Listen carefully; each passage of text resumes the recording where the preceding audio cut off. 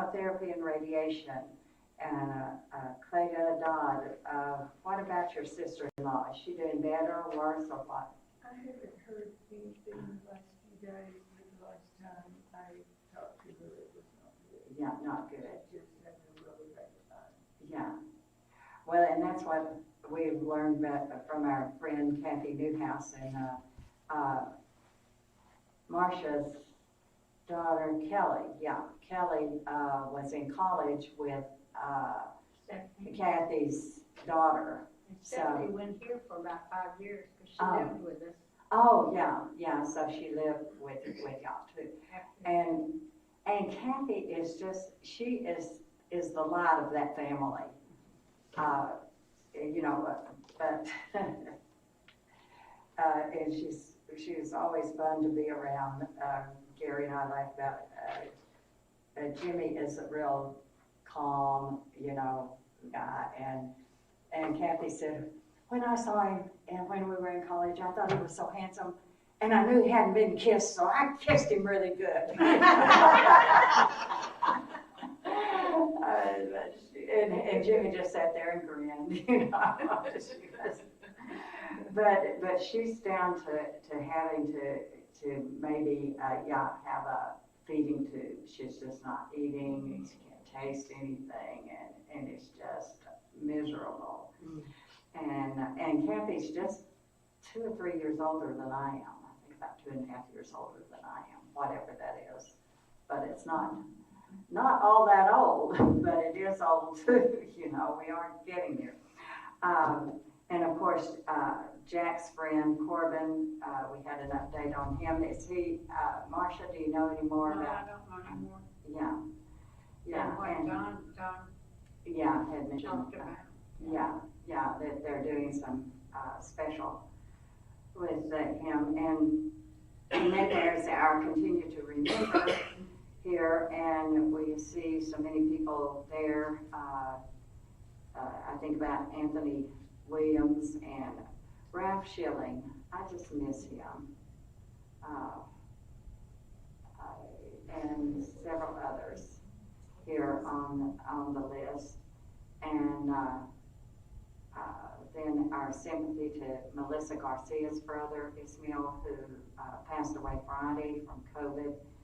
And the arrangements are pending in regard to that. And of course, there is the thank you notes from the Nolans and the McKee families. As words cannot express our gratitude for your outpouring of love and support through our trials. We thank you all for the fellowship, the meals, the messages, the love, and the prayers you have prayed on our family's behalf. We could have not have made it through these very difficult years without you all. Ted loved this congregation and worshiping with the saints here more than you can imagine. Thank you all for all you have done and continue to do in Christian love, the Nolan and McKee families. And then volunteer opportunities to take care of the flower arrangements. And that's not me, because flower arranging is not my skill, but some people are really good at that, and I try it and it never works very good. Okay, anything else we need to mention? And Mary, it's good to see you back with us. Let's see, anything else we need to mention? We will mention, Mandy was just saying that her son-in-law plans to be here on Sunday, and he wants to meet everybody. And so just be prepared. Be prepared. And you'll probably hug everybody. Yeah. And he is also in a time where you might say he's searching. He wants to study with Mamie, and she's been showing him some things in the Bible that he wasn't aware of. And so let's just keep him in prayer too in regard to that, because that's always encouraging. Okay, I'll get away from here and song first and then the prayer. Who's leading a prayer? You are. Okay. Okay, 510, please.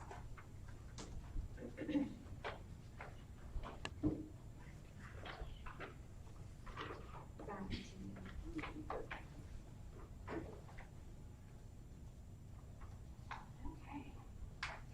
Unjoin Stormy Banks.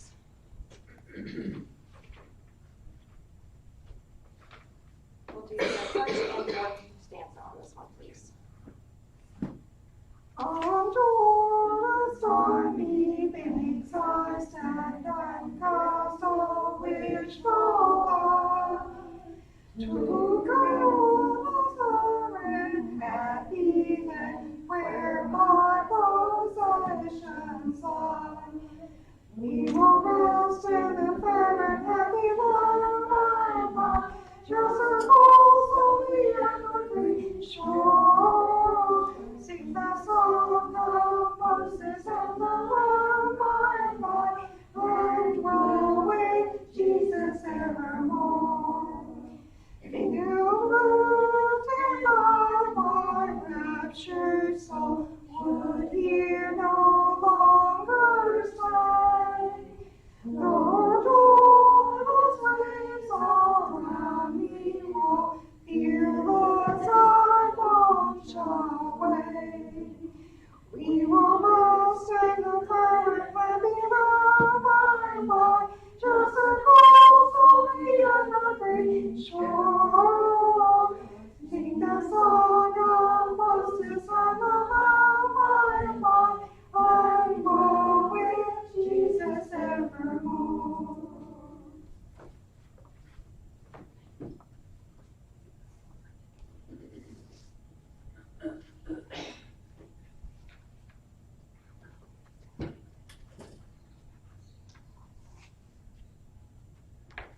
Let's pray. God, our Father in heaven, we are thankful that we have this opportunity to come here and study from your word. Be with Sarah as she leads our class.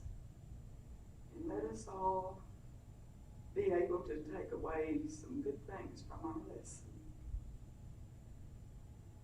Be with all of our sick and in the congregation here. We have many that have so many health problems, and especially be with Jamie as she's fixing to have surgery next week. And we pray that you will have a healing hand on her so she can come back and be with us in our ladies' class. Be with our nation, Lord. We need your help. People have forgotten about you, and they need to know that you are in control. Be with us now as we go into our study. In Jesus' name, amen.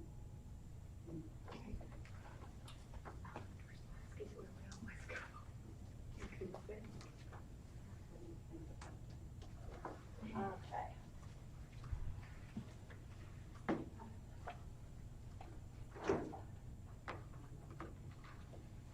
Well, we are in chapter 3 of Hebrews, and I'm probably going to move this over this way, just although I may be moving, am I moving out of the, No, you're still there. I'm still there, okay.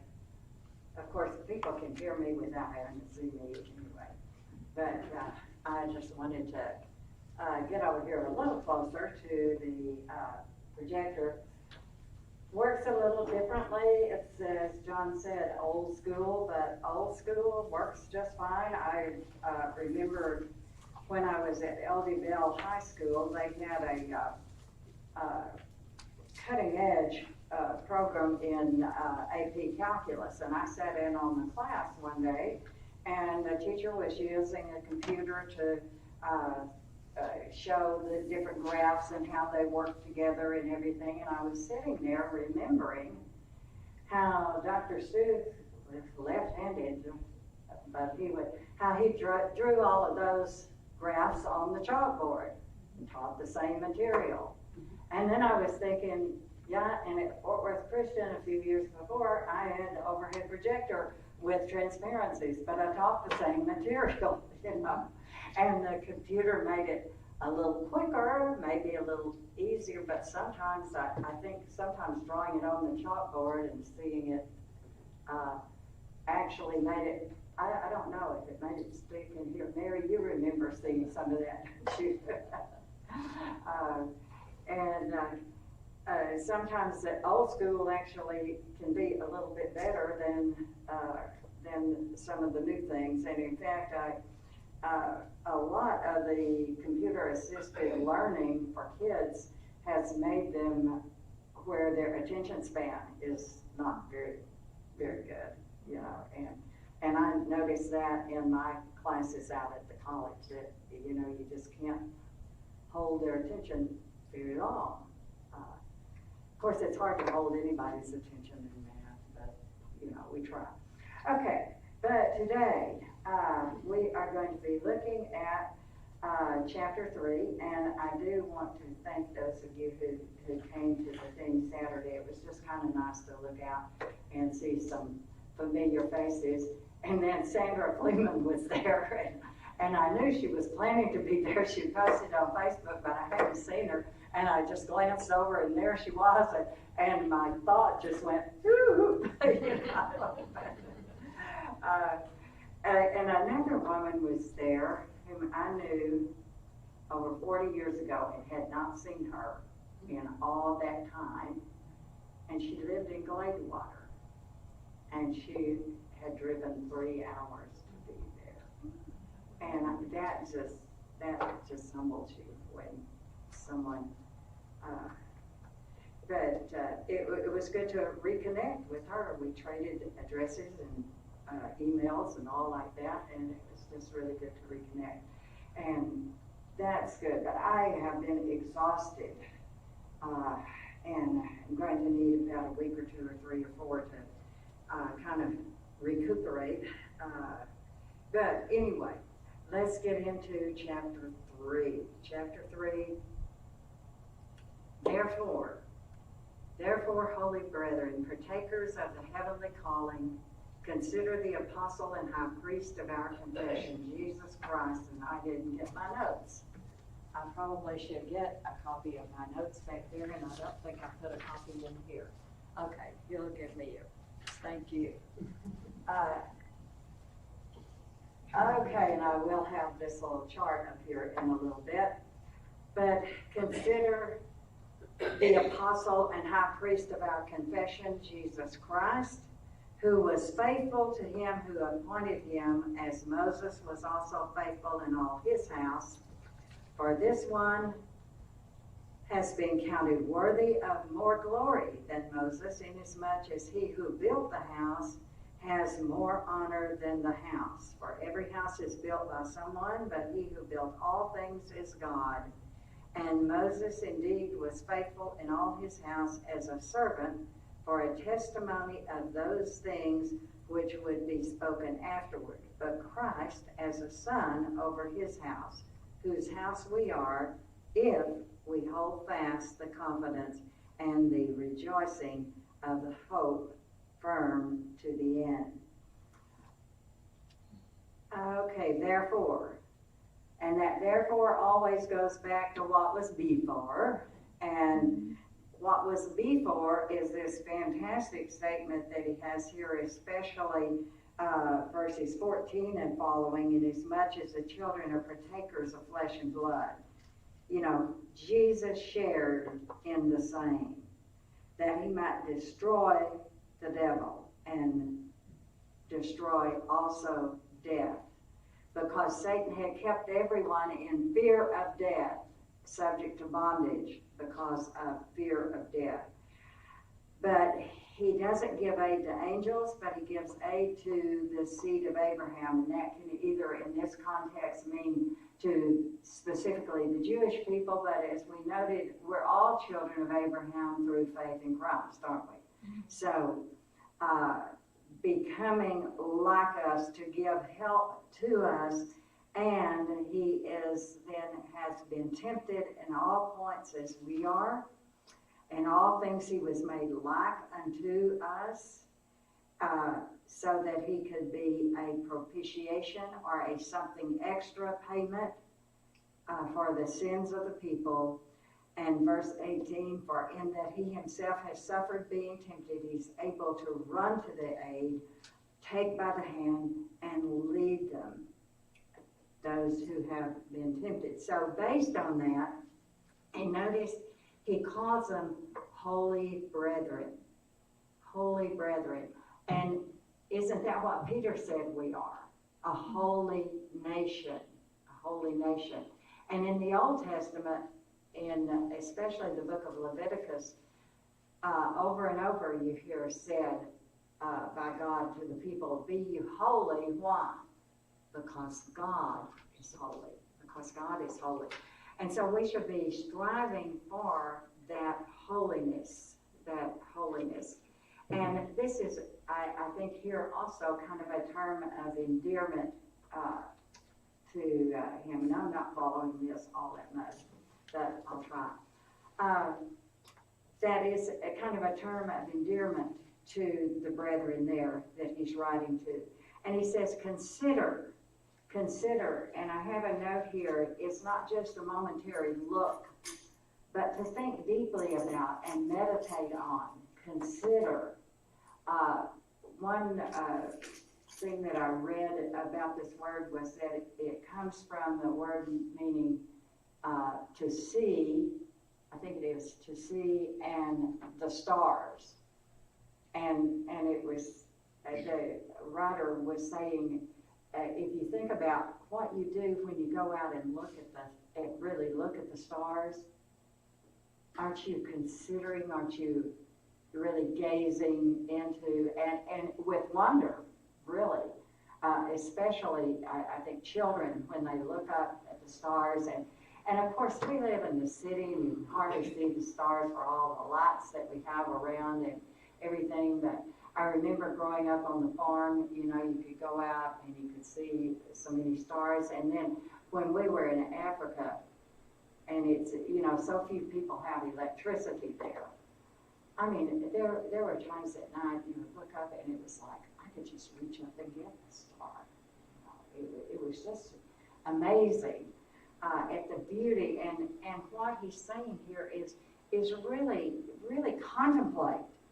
Really think about the apostle and high priest of our confession, Jesus Christ.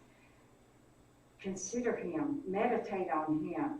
The apostle, one sent with a special mission and with the authority to carry it out. Jesus was on a special mission and he had the authority to carry out that mission. And then what did he do to the 12? He chose them, gave them a mission, and the authority to carry out that mission. Now, do we have apostles in the church today? No, there's no succession of apostles like the Mormons, I think, have some kind of, of course, the Catholic Church having the one who takes the place of Peter and all. But none of this is from the Scripture. And then as a high priest, we've already seen that he's a merciful and faithful high priest in things pertaining to God. And the high priesthood of Jesus is going to be, or is, the main topic that the Hebrew writer is going to be talking about. So we'll get that more and more as we go. But Jesus was faithful to God in everything that he did.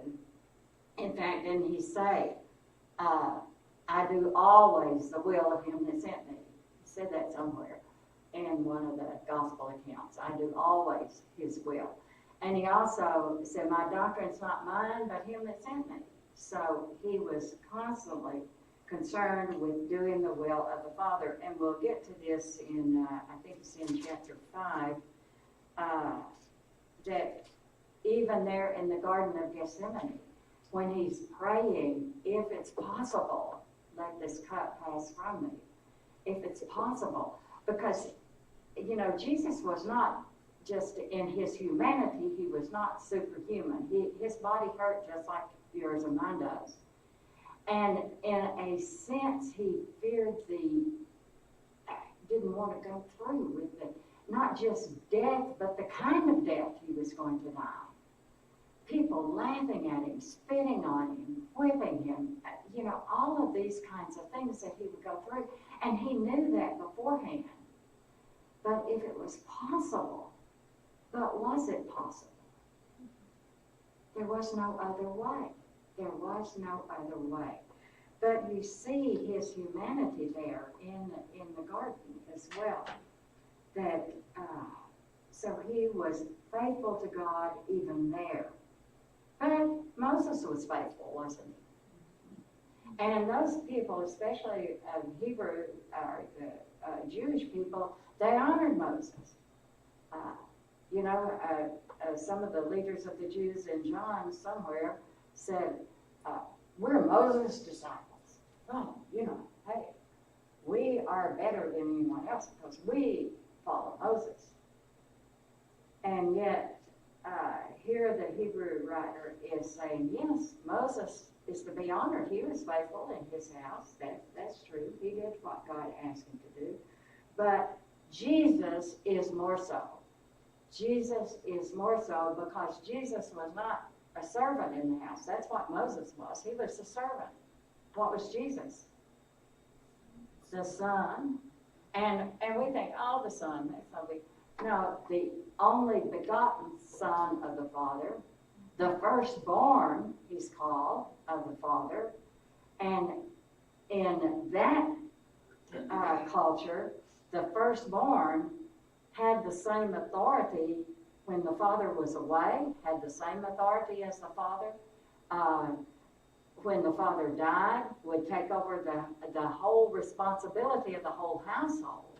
So there you see Jesus not just as we think Son, but in a greater way because of their culture and what they think. And why was he counted with more glory? What did he do in verse 3? He built the house. Yeah. The builder of the house has more honor than the people in the house. And we know that Jesus is the builder of, because he said whose house we are, and we are the church, and Jesus is the builder of the church, isn't he? He is the builder, and we know that from what he said in Matthew 16:16, I will build my church. And then in verse 4, but he who built all things is God. But wasn't Jesus a builder with God? Yeah. All things were made by him. Without him was not anything made that was made. So the one who built all things is God. One thing, and I have there putting all this together, then Jesus is equal with God. He is deity, has the same power as God, and so forth. And then where he says every house is built by someone, but he who built all things is God. And of course, out here in the real intellectual world, everything is built by somebody, but this whole universe just exploded by accident into being. I'm just kind of like, those two concepts don't even go together, we built this great building over here, or we built this house that I live in, but all of this wonderful stuff just, quite by some weird accident. And I thought it was interesting when we were in the Glacier National Park and we were riding these, what they call jammers, through the park, kind of bus type tour things. And the driver was narrating everything, and he was telling us about the building of that road. And I'm thinking only one person died in the building of the road, and the road was built in 1921, I think, a long time ago. But how they had it winding up through the mountains and all like that. And yet, all of the glacier, the mountains and everything just, again, by accident, But the road had to be built, and the road had to be designed. And I just thought, why can't we see what we're saying here? Why can't we see the incongruity of that? But you and I can see that. Science wants us to believe that it just came into being with some sort of accident, that everything just came together in the right time at the right place. But as I often said, and heard said, that God stepped out into nowhere, and nowhere became somewhere, and God spoke to nothing, and nothing became something. So God created all of this, and we don't have to understand how He did it. I don't understand how He did it. I just know that He did, and that His handiwork is seen all around us. So Moses was faithful, but he didn't build the house. He didn't give the law that he was the mediator of. God gave that law. Moses was just the mediator of it. And verse 6 holds something for us. That Christ as a son over his own house, whose house we are, if we hold fast the confidence and rejoicing of the hope firm to the end. We are his house if we keep going, if we hold fast. And that again, and I think I mentioned this in the first lesson, the book of Hebrews is one of the best books in the Bible to help us know that once you're saved, you can't just kick back and say, well, once saved, always saved. You know, no, wait a minute. Because he said, we are his church if we keep on. Can we quit being his church? Yes, we can. So if we hold fast the confidence, if we hold fast to what we have been taught, and in fact, I have another if down here from Colossians, but if we continue, and he's going to end with that concept also in this, but we must be faithful. But he says also, you know, it's not just a drudgery to be faithful, but rejoicing of the hope firm to the end. We have a hope. We have a hope, and even when life gets tough and slaps us in the face here, we still have a hope that we can rejoice over. And we still have something that we can look forward to. And I don't know, I may have told you all this, and I said so much stuff from here, I don't know what I said sometimes, but several years ago, there was a situation that happened in our lives. And Gary was so discouraged. He was just so totally discouraged. And he said, you know, I don't have to preach. I can still be faithful and not preach. I don't have to preach. And he thought, well, he could go back to teaching school. He had some other things he could do. And so he just was giving up. And I was kind of okay with that. I wasn't totally okay with that, but I thought, yeah, we can still be faithful. We don't have to do it.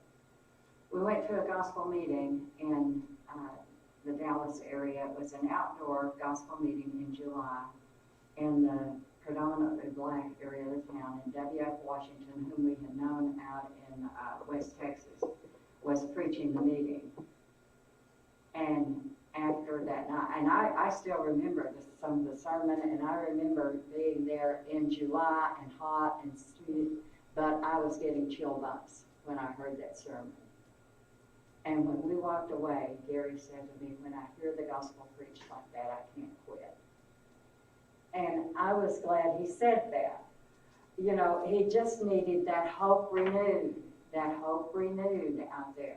And there are times when all of us, you don't have to be a preacher to go through tough times, difficult times. There are times when all of us can get to the point where we just almost want to give up.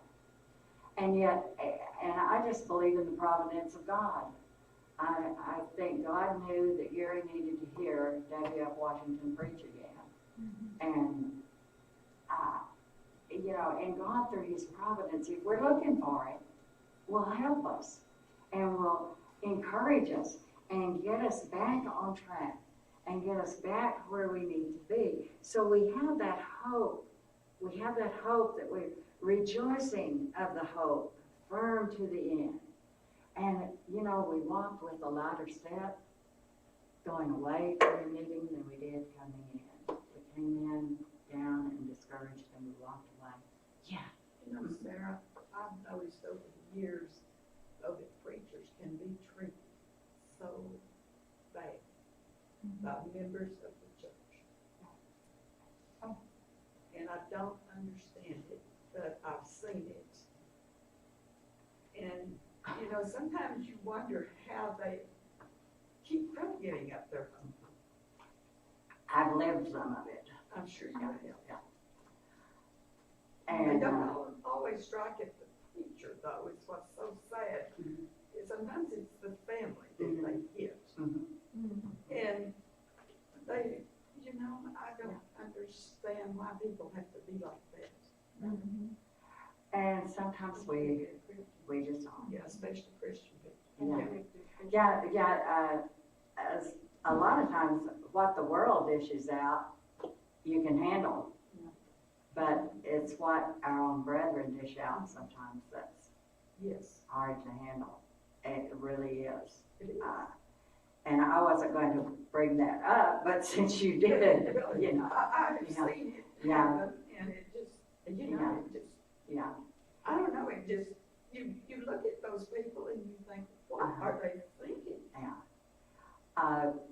The person who drove 3 hours to be at the thing was one of the persons who made life miserable for us in one work.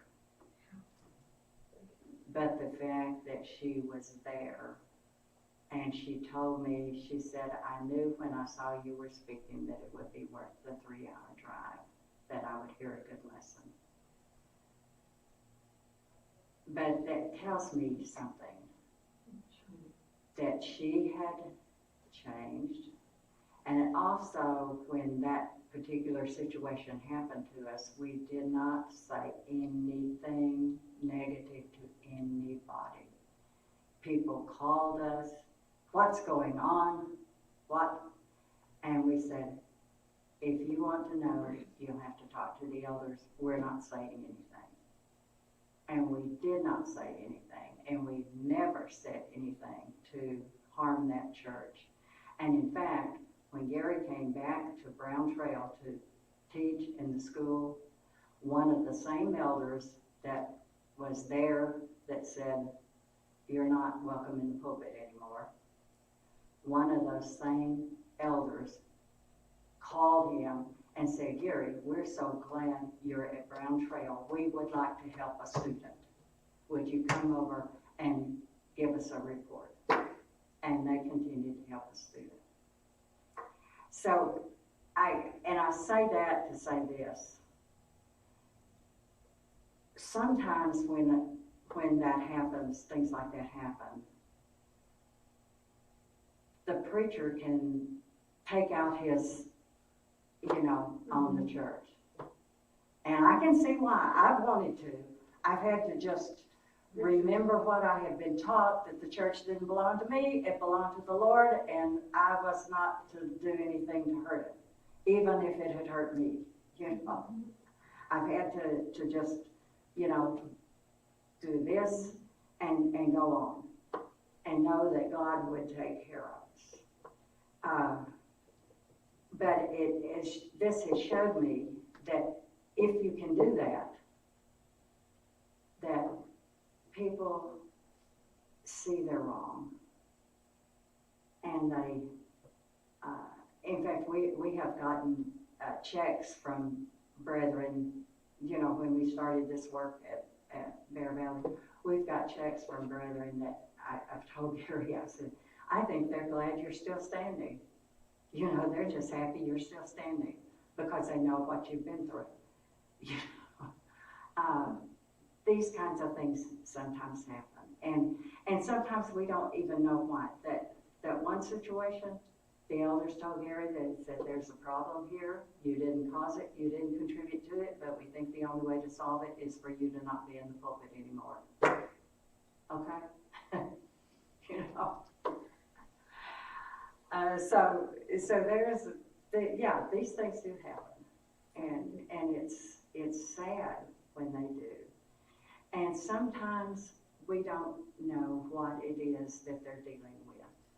We have never known, except that this one person that I was telling you about said, because this was back during the time of all of this hype with church growth workshops and all this kind of stuff, you know, and everybody getting all excited about it. She said, I don't see why we couldn't have gotten Carl Wade. So that makes you feel really good, you know. So I don't know. And I just pray for the preachers and their families, and I pray for the church when things like this happen. And sometimes the elders are dealing with things that we cannot know fully about, and so we have to trust them, and then we have to trust God, and you know, yeah, but we do, and so that's a lot of what the Hebrew writer is saying, that you have to continue to be faithful and continue to trust God. And every time I think about, what I have endured, then I think about Paul, I think about Jesus. You know, I can't compare anything to that. And I do think too about others. And there was one preacher's wife said to me sometime that her husband had been in a really difficult circumstance, and she was moaning about it to me, and I said, well, hon, sometimes things like that happen to all of us. She said, well, I know, but twice? And I was thinking, what makes you so special? You know? Are we so special that we shouldn't suffer? You know, and I also have told Gary, because God has blessed me with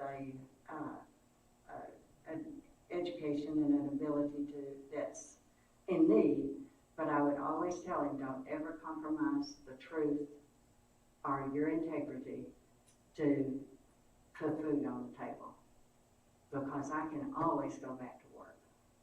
I can always do that. And so we,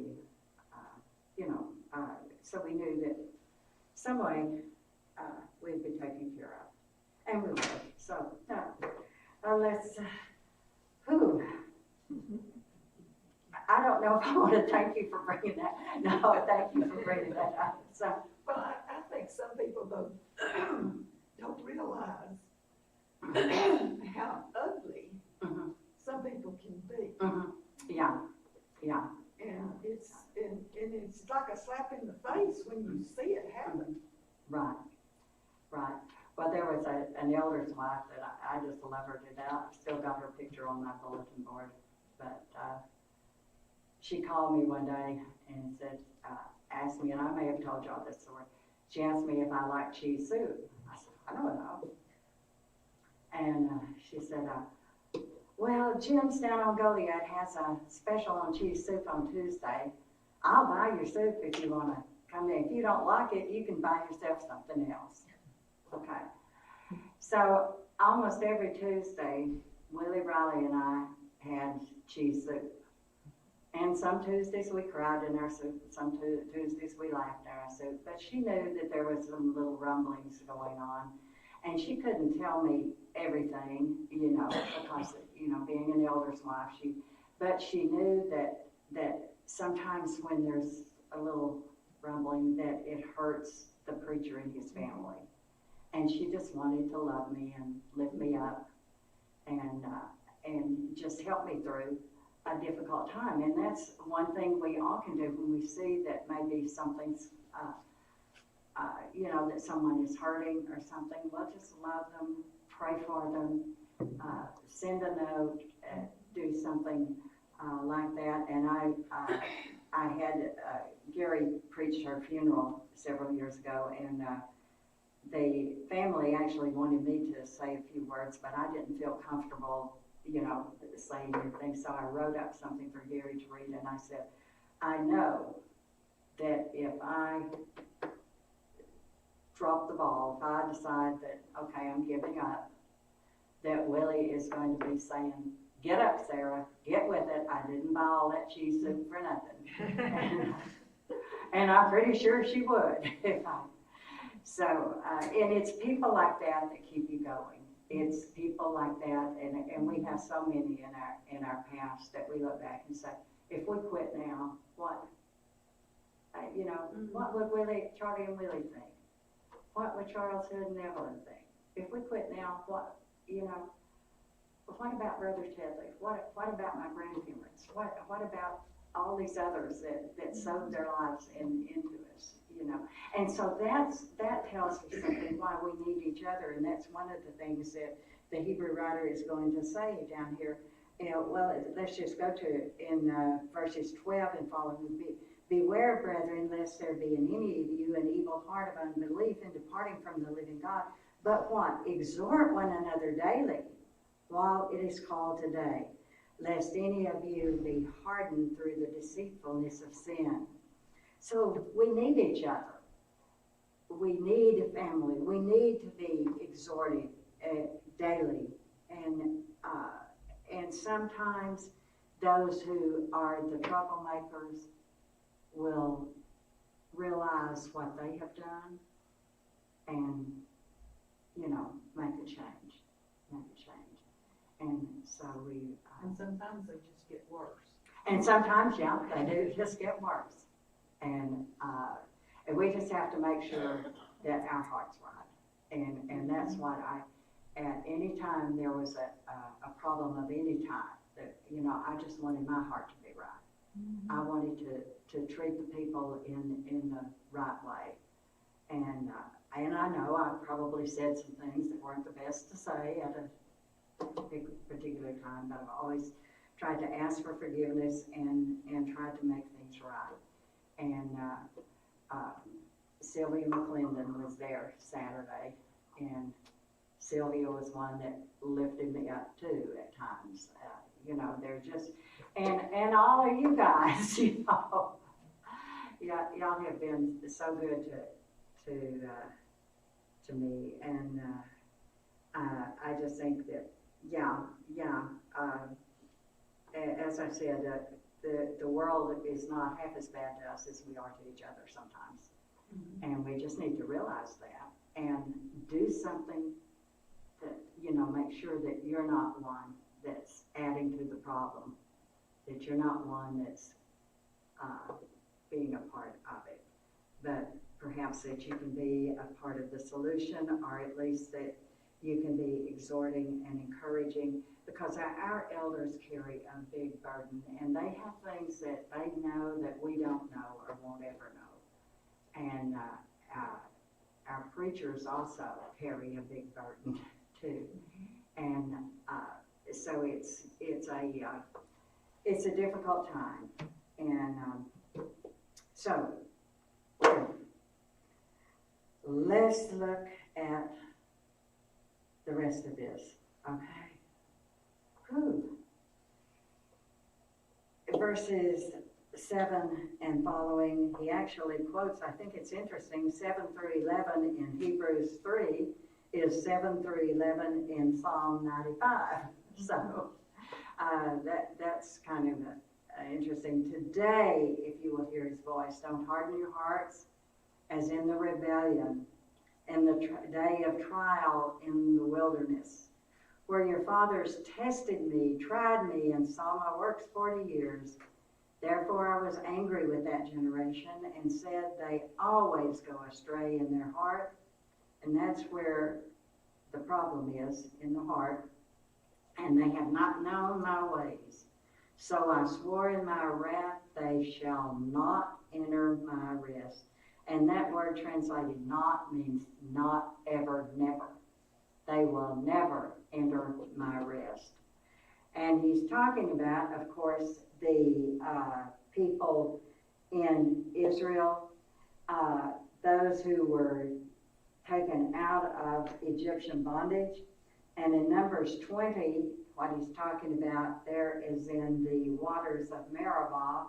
And you remember that was when God told Moses to speak to the rock, told Moses and Aaron to speak to the rock. And Moses did two things.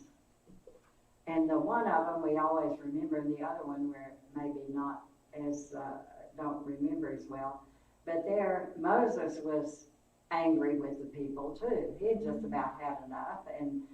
But that doesn't justify doing wrong, does it? Doesn't justify doing wrong. But he not only struck the rock, but he said, must we bring water to you?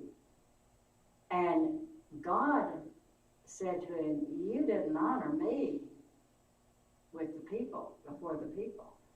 You know, Moses and Aaron were basically acting like, you know, they were the ones bringing the water. Mm-hmm. And God said, you didn't honor me. You didn't glorify me among the people. That tells me something about those of us who are in positions of leadership as preachers or teachers or whatever, elders and so on, that we need to make sure we honor God in whatever we teach, whatever we do, and the decisions that we make, that we honor God. And sometimes, you know, that is not done. Sometimes that is not done, honoring God. But that's what we need to be concerned about. And then the other thing that's mentioned here was when in the Numbers 13, the sending out of the spies. And of course, you all remember that they rebelled. And then they decided, oh, well, God, since we're going to have to, you know, be punished, we'll go and take the land. But no, when you haven't done what God says, he's not going to be with you. At any rate, in verse 10, God says, I was angry with them. And that word means provoked or grieved or just disgusted. I loathe them. I was angry. I was upset with them. And he said they do always go astray in their heart. And the heart is what is the problem. The heart of the problem is the heart. And the heart is what we need to be concerned about. Ezekiel 14 verse 3 in particular, they have idols in their hearts.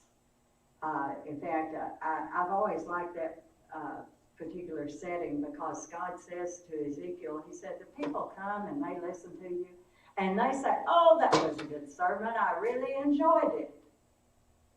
But he said, don't listen to them because they have idols in their hearts. You know, you can listen to a sermon and say, oh, that was a great sermon. Pat the preacher on the back, I really enjoyed it. And yet you've got idols in your heart that may need to be torn down.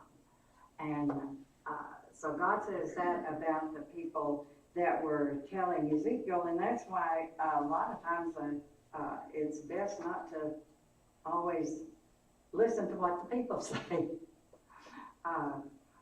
Okay, so he said that this, we need, as I've already noticed, we need daily exhortation. We need to look after one another. We need to check in on one another. Now, not being nosy about things, you know, what's wrong with you? I haven't seen you in many Sundays or whatever. But, and not looking down on attitude.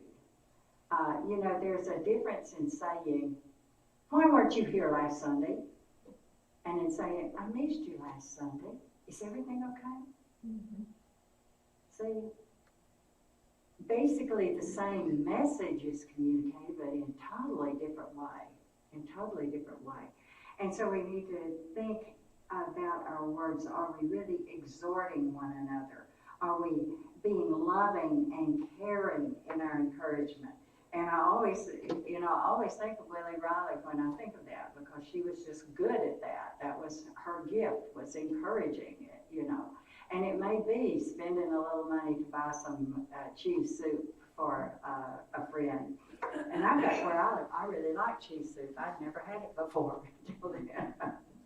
So, and sometimes when we're back in, it was San Antonio, because at Goliad Street, it had to be somewhere like that. But sometimes when we're back, we'll go by Jim's and I'll say, I've got to have some Canadian cheese soup, just in honor of Willie. But there is a deceitfulness of sin, isn't there? We can be drawn away by deceitfulness of sin. And sin, sometimes we think of sin as what we commit out there, the doing stuff. But sin can be up here too in our thinking. And sin can be in actions that seem okay, but are really deceptive. And words that can be deceptive. Deceitfulness of sins. And in the book of Hebrews chapter 11, verse 25, Moses didn't want to enjoy the passing pleasures of sin. And that's what sin is. It has passing pleasures. And I have noted there Ephesians 5, verse 6, and 2 Timothy 2, 3, and 13, and Titus 3, 3. Those are verses that help us know that sin can ensnare us and that sin can deceive. And I read this somewhere, and I think it really is true, that it's easier to deceive a person than it is to convince a person that he's been deceived. It's easier to deceive than it is to convince that person that they've been deceived. And that's kind of scary, because it makes me look at myself and what I think or what I believe, and so on. But then in verses 14, so let's finish all of this up. In verses 14 and following, he says, for we have become partakers of Christ. And in chapter 2, verse 11, he says, I think it's 11. Yeah, chapter 2, verse 11, he talks about the fact that we are one with him, that the one who sanctifies and those who are being sanctified. See, Christ is the one who sanctifies, and we're the ones being sanctified. We are of one.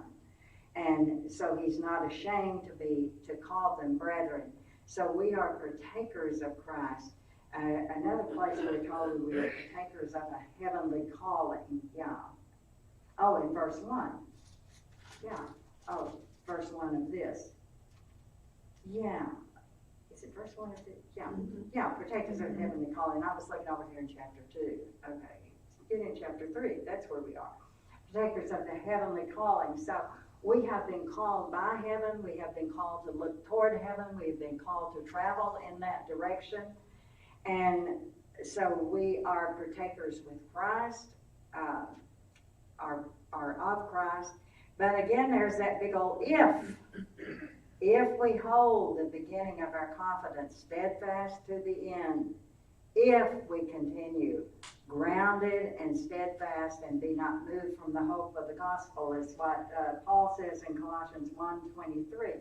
We can all be moved away. We can all drift, and we need to constantly remind ourselves. And again, he says, today, if you'll hear his voice, don't harden your heart. And that's going to be repeated again in chapter 4, because this idea continues in chapter 4. In verse 7, he'll say, today, if you will hear his voice, do not harden your hearts. And then he asks some questions. Who, having heard, rebelled? And he answers the question. It was all those that came out of Egypt that were led by Moses. And with whom was he angry 40 years? Well, same group. Was it not with those who sinned, whose corpses fell in the wilderness? And to whom did he swear they would never enter that rest? But to those who did not obey So we see that they could not enter in because of, unbelief. Well, I thought he said didn't obey, but now it says unbelief. What does that tell me? Those are equal, aren't they? Those are equal. They couldn't enter in because of their unbelief. They couldn't enter in because they disobeyed. So if disobedience equals unbelief, then obedience should, be with belief. So, I have this here. That's why I had John bring this up here. So we'll end with this. I had forgotten about this. Okay. Well, let's look at this. But at creation, there was, and I'll move this over so we can see it as we go. But at creation, God rested. God rested on the seventh day from his work of creation, And in the law, when the law was given to Moses, there was the Sabbath rest, but that was a shadow, wasn't it? A shadow of the rest. And then going into the land of Canaan, that was also another shadow of that rest, that eternal rest. So in all this time here, the wilderness wanderings, all that sprinkling around. And when they went into Canaan, that was a type or a shadow of the rest. And David in Psalm says, today, if you hear his voice, today, because he's talking here now about that eternal rest. And that eternal rest that Christ gave to us. And I think it's in chapter 4 where he says that there remains a rest for the people of God. God's eternal rest. Yeah, chapter 4, verses 1, 9, and 10. That eternal rest remains for the people of God. And the time for that rest is today. Today, if we will hear his voice. Today, be obedient. Be faithful, be obedient, and be diligent. If you will hear his voice, harden not your heart. And I have, Judith made the copy of this in color, so y'all can have one. And I've forgotten to give that out to you, so I'll give that out to you. And you can get up and read a song, and I'll read that. You can do what I tell you to do. Yes, ma'am. 134.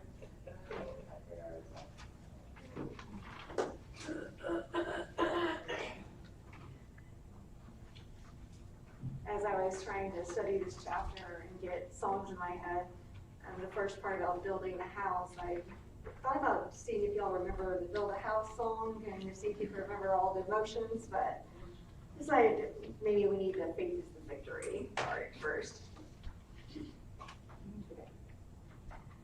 Encamped along the hills of light, you Christian soldiers rise, and press the battle there, the night shall veil the glowing skies. Against the foe and veils below, let all our strength be hurled. Faith is the victory we know, that overcomes the world. Faith is the victory, faith is the victory. Oh, glorious victory that overcomes the world. His banner over us is love, our sword, the word of God. Lay tread the road, the saints above, with shouts of triumph trod. By faith they light the world with stripes swept on o'er every field. The faith by which they conquer death is still our shining shield. Faith is the victory, faith is the victory. Oh, glorious victory that overcomes the world. To him who overcomes the foe, white raiment shall begin. Before the angels he shall know his name confessed in heaven. Then onward from the hills of light, our hearts with love aflame will vanquish all the hosts of night in Jesus' conquering name. Faith is the victory, faith is the victory.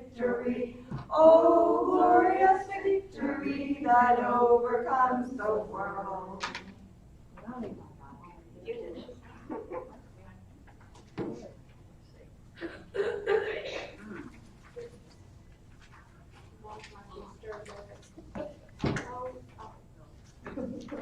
Oh, it's not me.